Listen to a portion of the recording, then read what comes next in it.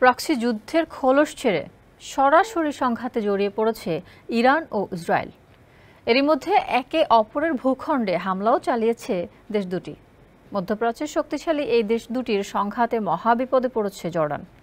গাজা যুদ্ধে ইসরায়েলের সমালোচনা করে শত্রুতা কুড়িয়েছে আম্মান, আর ইসরায়েলের দিকে ধেয়ে যাওয়া ক্ষেপণাস্ত্র ভূপাতিত করে বিরাগভাজন হয়েছে তেহরানের। ফলে দুই দিক থেকে চাপে পড়ে গেছে দেশটি। একে অশনি সংকেত বলে সতর্ক করছে বিশ্লেষকরা। বিস্তারিত শফিকুল ইসলাম শান্তর রিপোর্টে। ইরান ও ইসরায়েলকে নিয়ে মহা বিপদে পড়েছে জর্ডান। দেশ দুটির মধ্যে যদি পূর্ণ মাত্রার যুদ্ধ বেঁধে যায়, জর্ডান তাহলে বড় সংকটে পড়তে পারে বলে মনে করেন যুক্তরাষ্ট্রের টেম্পল ইউনিভার্সিটির। এবার ব্যাংকও আপনার হাতের মুঠোয়। Balance transfer, mobile recharge, bill pay থেকে শুরু করে যা চান সব হবে এক মুহূর্তে। NRBC planet. জর্ডান বিশেষজ্ঞ সে নিয়ম।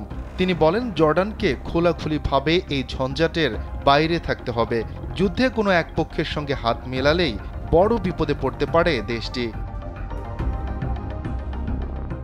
আমেরিকা ও ইসরায়েলের সাথে জর্ডানের রয়েছে কৌশলগত সম্পর্ক। গাজায় ইসরায়েলি নির্বিচার হামলা এবং তাতে ওয়াশিংটনের পূর্ণ সমর্থনের পর বিক্ষোভে ফেটে পড়েন জর্ডানের মানুষ। বিক্ষোভকারীদের দাবি, আম্মানকে অবশ্যই দেশ দুটির সাথে সম্পর্ক ছিন্ন করতে হবে। ফিলিস্তিনিদের প্রতি জর্ডানের বাসিন্দাদের গভীর সহানুভূতি রয়েছে। দেশটিতে আনুমানিক 20 লাখ ফিলিস্তিনি শরণার্থী বসবাস করেন। এছাড়া জর্ডানের জনসংখ্যার বড় একটি অংশ ফিলিস্তিনি বংশোদ্ভূত। এমন পরিস্থিতিতে 13 এপ্রিল রাতে ইরানের ড্রোন ধ্বংসের পর সামাজিক যোগাযোগ মাধ্যমে অনেকেই জর্ডানের বাদশাহ দ্বিতীয় আবদুল্লাহকে বিশ্বাসঘাতক বলে আখ্যা দিয়েছেন। তেহরান জর্ডানের এমন পদক্ষেপে প্রথম দিকে বেশ চটেছিল। জানিয়েছিল, ইসরায়েলের বিরুদ্ধে ইরানের চালানো কোনো অভিযানের নাক গলালে জর্ডানকেও ভবিষ্যতে হামলার লক্ষ্যবস্তু করা হবে। তবে দ্রুত নিজেদের মধ্যে এই দ্বন্দ্ব মিটিয়ে নেয় দেশ দুটি। মধ্যপ্রাচ্যে বড় পরিসরে যুদ্ধ বাঁধলে জর্ডানও এর শিকার হতে পারে বলে মনে করেন সে নিয়ম।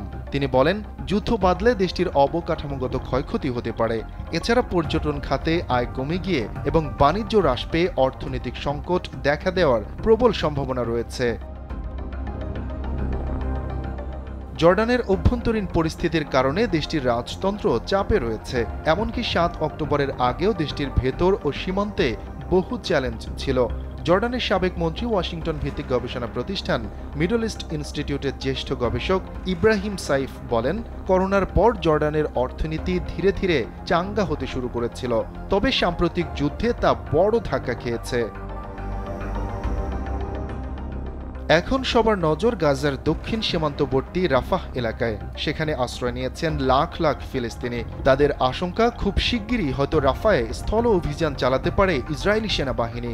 এমনটা হলে জর্ডানে বিক্ষোভকারীরা আবারও রাজপথে নামতে পারেন। শফিকুল ইসলাম শান্ত, কালবেলা ডেস্ক।